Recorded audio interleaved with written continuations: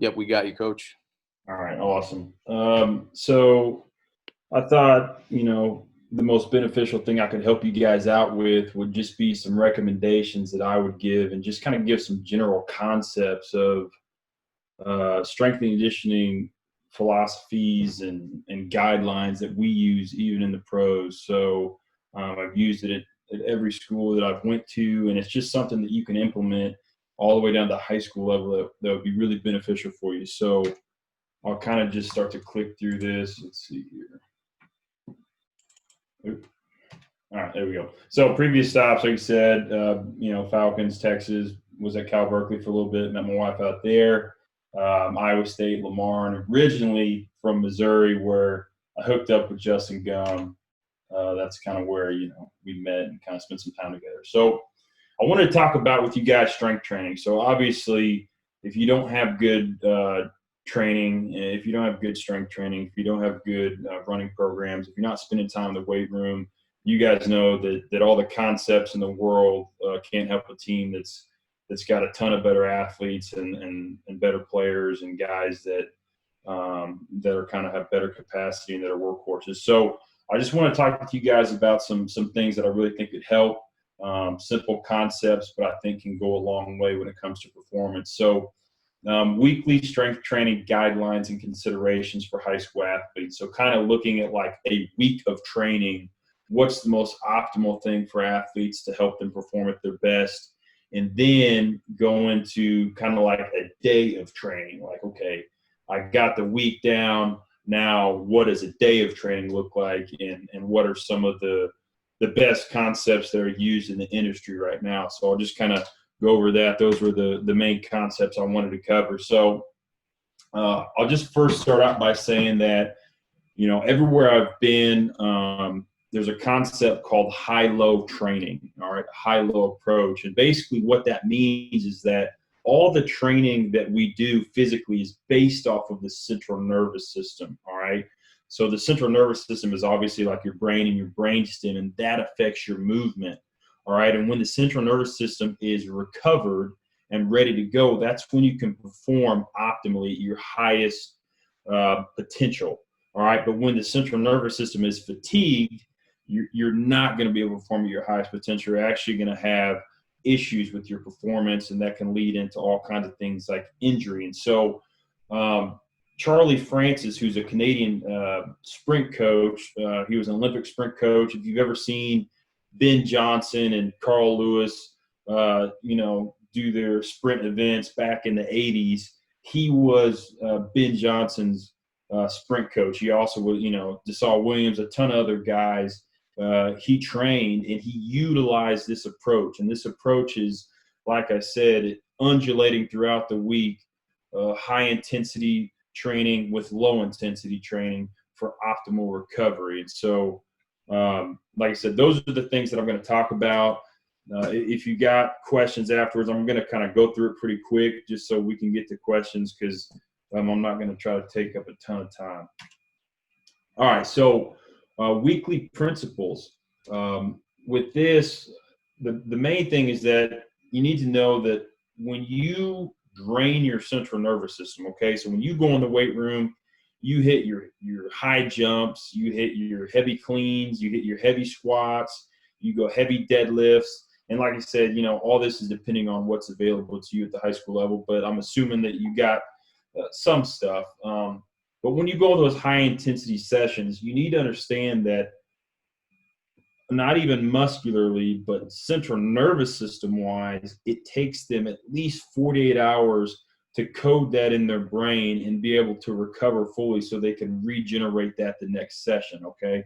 So just understand that 48 hours, it's going to take at least 2 days to be able to repeat that session at an extremely high level, okay? So like I said, high central nervous system demanding requirements would be clean, squats, deadlifts, sprinting, high jumping plyos, all right, things like that. And so what we do is we implement, so we have those we do have those high days, but in between those days, we have low CNS training, all right? So low CNS, okay, low central nervous system requirements would be things like upper body training, or light lower body training, maybe light single leg training. You could do some mobility on these days. And then running wise, you do things where you don't really have to stick your foot in the ground that much. So that would be like a tempo run where you're running at about 75%. And you're just really working on technique on these days. So it's not like you're trying to pull everything out of them. You're getting some work in, and you can kind of think of this day as like an active recovery day. All right, so that's kind of the basis of a weekly model with that is you have your high days, and it sounds super simple, but when you're trying to implement this system on purpose, I think the benefits of it kind of draw out a little bit more. So here we go. We'll kind of go into the benefits. You have with using undulation in this high-low approach, you have a higher peak. All right, and what that means is this: the more recovered you are, the higher that athlete's going to be able to perform in that training session. Okay, so if you're recovered on squat and then you're going into another heavy squat day and you can hit a heavier number than you hit last week, right? That's important because the more quality training sessions you have, all right, the better you're going to be able to perform, the stronger you're going to get over time. All right. So looking at this, repetitive high intensity days lead to overtraining, exhaustion, injury, and a plateau in performance. So if you're trying to go high day, if I'm trying, every time I go in the weight room, I'm just trying to just lift as much as I can. All right, you're going to hit a plateau. You're going to get exhausted. You're going to have injury issues, and eventually you're going to be overtrained. All right. And so the best thing to do is, especially throughout your week, is to undulate that training so that you can, when you want to go high, you can go. All right. But you got to give your time and your athletes time to recover from those sessions so that when you go, you go. What Charlie Francis, the sprint coach, realized was that he was winning Olympic sprint training, Olympic sprint events in the 100 because his athletes could run faster than other athletes in practice because they had that recovery. And so think about that with your guys. If your guys can train harder when you say, let's go, all right, if they can train harder because you're giving them those other days to come back down, all right, you're going to end up having stronger, more powerful athletes. So that's a concept that I've taken and learned and implemented everywhere I've went, and it's done really great. And so kind of that's from a weekly perspective of how we train here with the Falcons at Texas. We did it, there's variations of it and how you implement it, but that's the main concept. If you understand that main concept, then you can apply it in different ways. So now I'll talk about like a day. So in general, these are the movements that, in kind of the order that you want to hit some movements. So always start out your day with some kind of power movement. All right, that could be a jump, it could be a kettlebell swing, it could be a clean. And what this is going to do is it's rate of force. All right, so it's developing the twitch in those fibers. And then you're going to follow that up with a strength movement. All right, a squat, a deadlift, an RDL, something that's a little bit slower. All right, it's not quite as twitchy, but it's just going to build strength in those positions. All right, then you're going to follow that up with auxiliary movement. So, for example, like an upper push or an upper pull. Okay, and then we always do some type of trunk training. Okay, so think stabilize. All right, football is a sport of collision, so you're going to have to stabilize those muscles. All right, not thinking, back in the 80s and 90s, it was, you do 100 crunches and that's your ab work. Okay, that's not what they do anymore. All right, now we think of the trunk as, or the core, or the abs as the whole trunk. All right, and what that does is it stabilizes and helps us transmit force from our hips all the way up through our shoulders and into our hands when we punch, block, move on the field. And so stabilizing is what we're going to look for. And then next, neck. All right, you should be trying to implement, I know you got limited time, but you should be trying to implement a minute or 2 minutes of neck in every training session that you do with the guys. All right, it's just going to protect them in the long run. So There's a bunch of different neck exercises you can look up. If you got specific questions, hit me up on that, and I can kind of take you through that. So Dan John is a world-renowned strength coach as well. He's written a ton of books, and he has basically 5 movements in his training that he implements. Okay, so I just like to kind of keep it simple and look at it. All right, he has a push. All right, so a push would be like a bench press, a military press, just some kind of pushing movement. A pull, all right, a bent row, a pull up, something like that. A squat or a variation of a squat, so you can even count that as like a single leg lunge. And then a hinge, which is like an RDL. Okay, think of a hip hinge, something where your knees aren't really bending, you're bending at the hips. A good morning, a Romanian deadlift, kind of a stiff leg deadlift. Think about things like that. And then a carry, all right, which would be carrying weight, a suitcase carry, a shoulder carry, a farmer carry, all kinds of carries. And that speaks actually into that stabilization I was talking about earlier, where you're going to want that trunk to stabilize so you can transmit that force. All right, that's going to create those powerful athletes that we're talking about. Now, with the hinge and the squat, something you can eventually get into is multiplanar. Okay, so most people get in the rut of training sagittally. Okay, it's just up, down, up, down, up, down. Well, as you guys know, sports is played in a lot of different planes. So when you think about some of your lower body movements, all right, can you step out laterally and go into a lunge? Can you open up transverse and go into a lunge? Can you do just start thinking about moving in different planes? Can you do a lateral swing with the kettlebell? Things to start training the athletes that, hey, we don't only train in this plane when it comes to being strong. We can be strong going different directions in the weight room. Now, you just got to be smart with those movements that you do, but eventually you could work into something like that. All right, so okay, so one of the last things I'm going to hit on is utilize progressions, okay? Obviously, you're working with high school athletes, so it's better to slow cook that strength, all right? It's better to have an athlete that gets kind of slow over the long run, but he's got good technique. He's got good movement patterns. He's confident. He's taking his time. One of the things that that Dan John said, and that I've heard people say, which I agree with, is like, if they can't throw another 25 on there, don't put it on yet. Let them work their technique.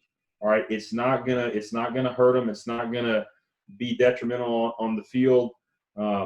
Let's slow cook them. All right, make sure that technique is solid, and then by the time they're finishing up school, they're going to be a lot stronger because of that. Bad technique equals compensation patterns, equals poor posture, equals injury. So if you're rushing to throw weight on a guy and he's not ready for it, all right, you're going to probably end up with some injuries. So just make sure the techniques are right. All right, make sure they can squat with their full feet on the ground. Make sure their back stays flat when they lift. Make sure they go through that full range of motion. They're not short arm and stuff. Okay, and then body weight. All right, so think about progressions. All right, if a guy can't do a pull up, okay, does he really need to be doing a bunch of other stuff? Okay, if he can't squat with good technique with his body weight, you need to put a bar on him. So if he can't do a push-up, does he really need to be doing bench press? Think about that, okay? So, I know that you got limited time and you can't have 25 different programs going out there, but, maybe for your younger guys, if you just have some block zero stuff to where like, hey, man, like, you've got to be able to do this stuff before you come touch the barbell. That could be just some things to think about. So a progression I like to think of is you go body weight, and then you work into dumbbell, kettlebells, bands as the resistance, all right? And then you're starting to do some work with the barbell. And that all depends on what's available and all that, I understand. But a barbell, starting out with the barbell, you can do that, but you just got to really slow cook them. I would make sure they can do body weight stuff and they feel comfortable doing some dumbbell stuff first. All right, so the other thing to think about is differentiate between biological age and chronological age. So, just because a guy's in 10th grade doesn't mean that he's the same as all his other buddies in 10th grade, right? I mean, he may not have hit that puberty. He may not be ready for certain things yet. So you gotta think about that. Like, you know, are you just gonna have a blanket program no matter what and make guys do stuff no matter what when they may not be ready for that yet? And that's what, you know, like I said, all these concepts apply to every generation. I mean, like, you know, Matt Ryan is not going to be doing the same exact program as, you know, the guys coming in right now, because they have a different age, all right? They have a different training age and all that. So just understand what guys are and aren't ready for when it comes to the training. Make sure I got to most of that. Yeah, so there's that. And then I just kind of put up, like, here's an example week. So applying that high-low system that I was talking about, like on, you know, the weekend, they're the most recovered. They should be, right? Coming off into Monday. So Monday, you could just work them, okay? Heavy cleans, heavy squats. If you get time on the field, you know, do some high-velocity sprinting.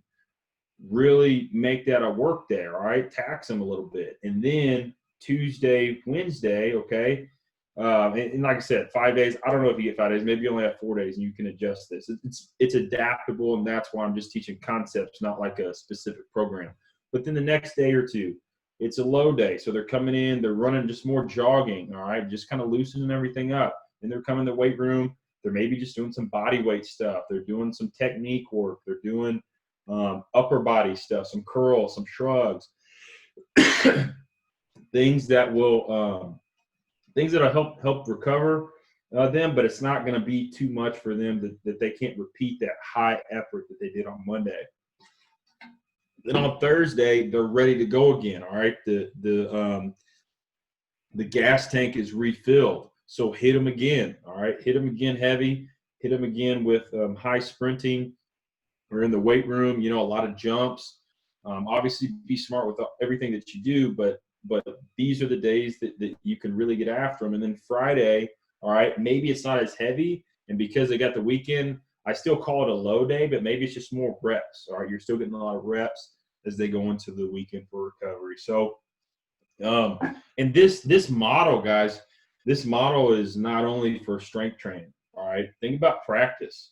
All right, think about practice. You know, one thing when I was at the University of Texas, we noticed was we went back and looked in camp, and every practice that we did full pads back to back, we had about 30 to 40% of our injuries. Okay, so we had to look at that, and we changed that to where we never had back-to-back padded practices. All right, and that's the same approach. Are you looking at your practice schedule and plan and saying, okay, like, we're going to go, you know, hard this day. This day's going to be lighter. We're going to be moderate this day. Then this day we're going hard again. Then we're going to be lighter, okay? Can you adjust your days based on, you know, the demands of the guys? So, or how, you know, the central nervous system readiness of the guys. So, you know, be thinking about that too. So not only in the training, but in practice, you know, what are you doing to help those guys perform at their best? I know there's always the culture science argument where, you know, a bunch of hard practices, you know, makes guys tough and all that. Like, you know, yeah, you gotta balance those things there. You gotta think about putting the guys in a good position to be ready to go. Cause I mean, you know, and then lastly, like game week as well. Like, you know, we had the same model. Like we had our high day, and you guys probably already do some version of this, but you know, you have your day where you get after it. You have your recovery day, you have your fast day. But just making sure you're not putting those back to back is really important. So that's what I got. And you guys got any questions? Let me know. We got one. How would you practice for high school games on Friday night? Which day would be your low or high days? Okay, so what days would you guys get practice? I mean, I would just assume Monday through Thursday. Some guys I know some guys come in on Sunday nights and do some stuff too. Some guys may do Saturday as well. Okay. So yeah, with that, you could have like Sunday obviously be a low day, and then Monday Monday or Tuesday is your high day. I would probably say Tuesday is your highest day, because Monday guys could still be kind of coming back off of some stuff.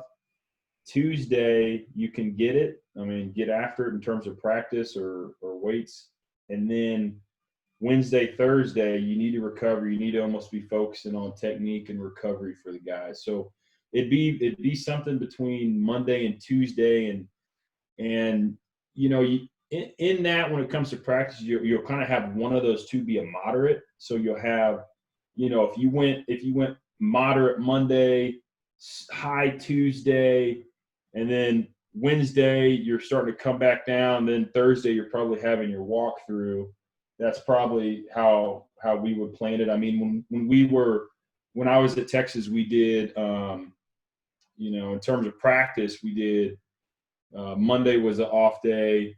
Tuesday was the day we got after it, and then Wednesday was low, and then Thursday was fast, but it was short time on the field, and then Friday was just a walkthrough. So Tuesday was really our only day of putting some pads on and really getting after it. So in season, you're only going to get one true high day. What do you think about the doing a high day the day before a game? Do you have any experience with that? No, I mean, I wouldn't do that. No one does that, just because. I mean, like the kind of like the Chip Kelly type thing, you know? Right. Okay, that's different. Yeah. So yeah, we did that when I was at Iowa State, and there's some merit to it. A lot of people think that they call it like priming the central nervous system, and that all comes down to, one, I would keep time on the field low. So you cannot be on the field very long at all. That's the thing that you got to modify on that. And then the other thing is contact-wise, no, I would say like no contact at all. Like just needs to be just a run through. They're literally sprinting just to kind of turn things back on, because if you guys don't know, the thought behind that is, sorry, I got multiple screens, so I kind of look to the side, but the thought behind that is turn everything back on. You can be a little groggy coming out of a couple low days, and so you need just a day to kind of spike yourself, wake yourself back up. Not enough to fatigue you, but just enough to make sure that your central nervous system is activated again and you're ready to hit it. So that works, and I believe in that and support that as well. But yeah, when you said high, I was thinking like a super long, hard practice. No. I was like, I don't know about that. No. All right, Coach. Thanks, man. We appreciate you coming on. Guys, thanks for having me.